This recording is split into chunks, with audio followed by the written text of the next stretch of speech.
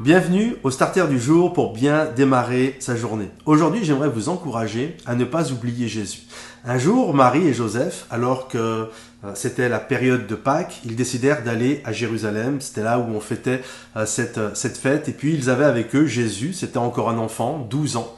Et lorsqu'ils sont arrivés à Jérusalem, ils ont passé quelques jours ici. Et puis, à un moment donné, ils vont décider de rentrer à Nazareth. Et alors qu'ils rentrent, le seul moyen de locomotion de l'époque, c'était la marche à pied. Ils partent avec des amis, les cousins, les cousines, les tontons, les tatis, les amis, les voisins.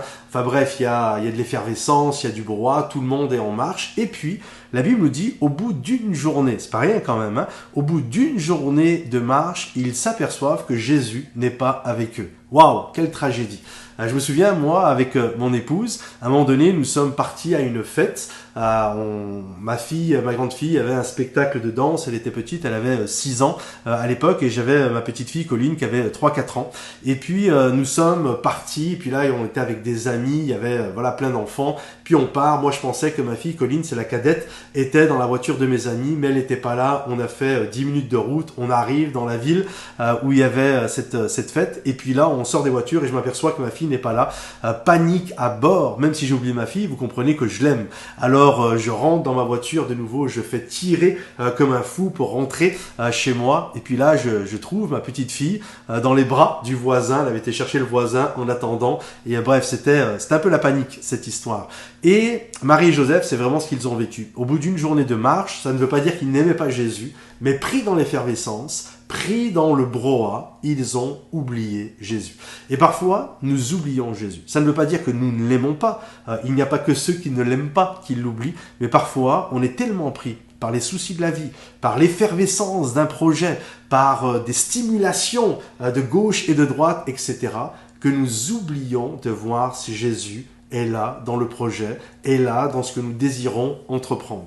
Et j'aimerais vraiment vous encourager, une action pour aujourd'hui, à réfléchir. Est-ce que Jésus est avec moi dans cette histoire? Alors oui, bien sûr, la Bible nous dit qu'il nous a fait la promesse d'être avec nous jusqu'à la fin du monde. Il habite dans notre corps, il ne nous a pas laissés orphelins. Jésus est avec nous. Mais je ne parle pas de ça.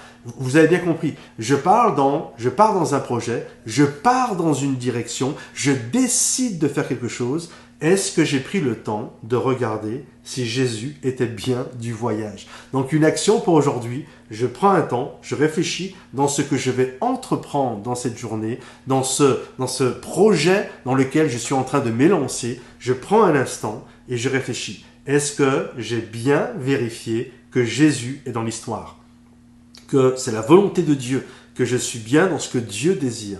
Et si vous avez oublié Jésus, faites comme Marie, faites comme Jean, retournez vite à Jérusalem, il est là, il vous attend, et les bras ouverts, il ne va pas vous condamner, mais il va être heureux que vous ayez pensé à lui, et il va vous serrer dans ses bras, et ensemble vous allez pouvoir continuer l'aventure. Que Dieu vous bénisse, partagez cette vidéo pour venir un maximum de gens, likez la vidéo pour qu'elle soit dans le fil d'actualité. Que Dieu vous bénisse et à très vite.